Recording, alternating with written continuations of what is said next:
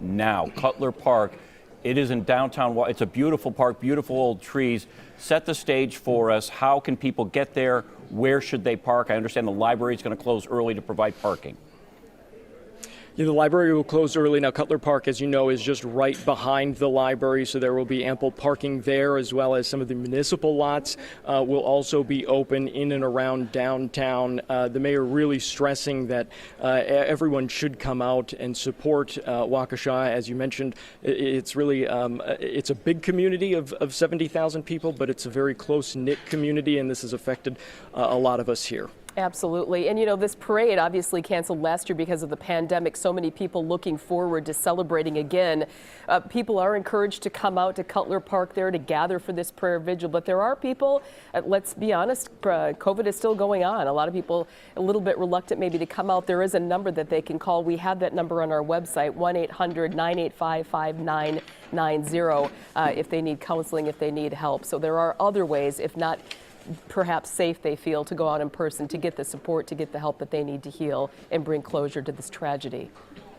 Brett Lemoyne, we're going to let you go and do more reporting on that because we want to talk to Jason Calvi now. So many of you in our audience, we always get calls. How can I help? What can we do to help? Jason Calvi is learning more about that, Mary.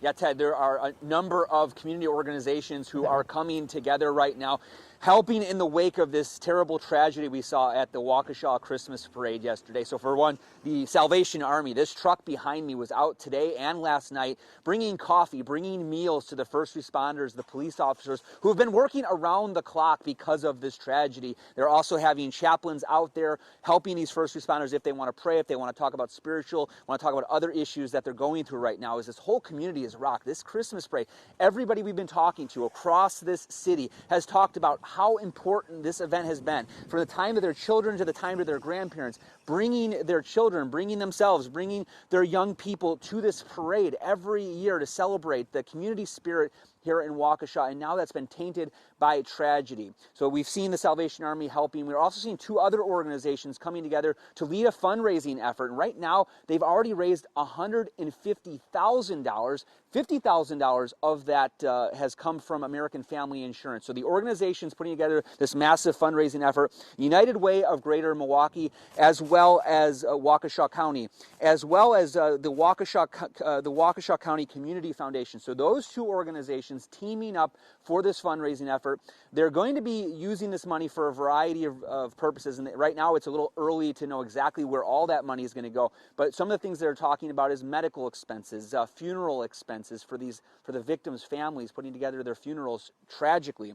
Also, some of this money would be going to potentially mental health counseling. As you can imagine, many of these victims may need help, mental health counseling in the future as they deal with this experience. You know, we talked with some of the community leaders today, and they were talking about how little children were at that parade watching this horrific event take place right in front of their eyes last night. And so that mental health counseling will also be part of this package put together with the United Way of Greater Milwaukee and Waukesha County, as well as the Waukesha County Community Foundation. So various organizations right now helping in the community after this terrible tragedy at the Christmas parade. Yeah, we have all been Waukesha. Jason Calvi, FOX 6 News. Jason, thank you so much. And of course, all of the things that you mentioned, so important. We have all that on our website, just in case people are anxiously taking notes there on fox6now.com. Jason, thank you. And if you're looking for ways to help those impacted, the United Way of Waukesha Community Fund collecting donations, just head to waukeshafoundation.org. You can learn more on our website, fox6now.com. And if you're struggling to deal with this attack, state health leaders have set up a distress helpline. It's available 24 hours a day. That number, 1-800-985-5990. Yeah. All right, well, we continue our coverage on fox6now.com, of course, and we're going to continue to follow this story. New developments coming in all the time. Be sure to keep it right here. We will be back at 4 o'clock with an update, but for now, we're going to take you back to programming, and we thank you for being with us this afternoon.